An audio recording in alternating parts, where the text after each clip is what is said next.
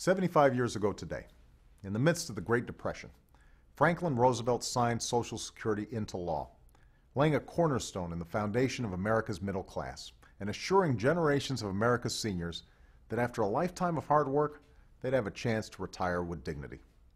We have an obligation to keep that promise, to safeguard Social Security for our seniors, people with disabilities, and for all Americans, today, tomorrow, and forever.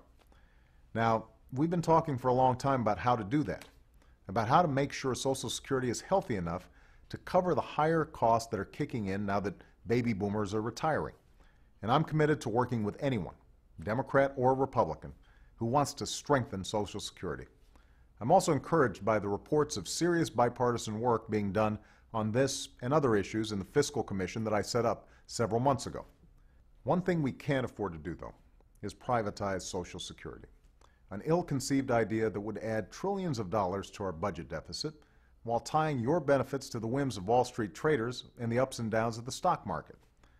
A few years ago, we had a debate about privatizing Social Security, and I'd have thought that debate would have been put to rest once and for all by the financial crisis we've just experienced.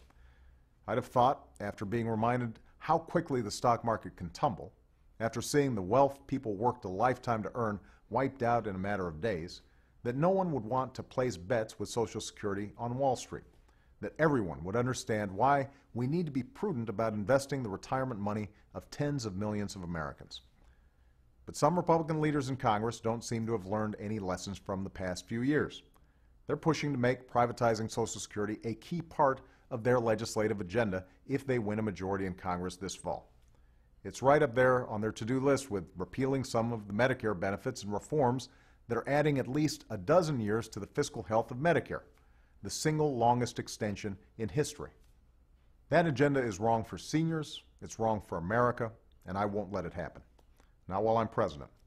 I'll fight with everything I've got to stop those who would gamble your Social Security on Wall Street, because you shouldn't be worried that a sudden downturn in the stock market will put all you've worked so hard for, all you've earned, at risk. You should have the peace of mind of knowing that after meeting your responsibilities and paying into the system all your lives, you'll get the benefits you deserve.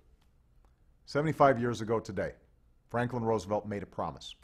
He promised that from that day forward, we'd offer some measure of protection to the average citizen and to his family against poverty-stricken old age. That's a promise each generation of Americans has kept, and it's a promise America will continue to keep so long as I have the honor of serving as president. Thanks for listening, thanks for watching, and have a wonderful weekend.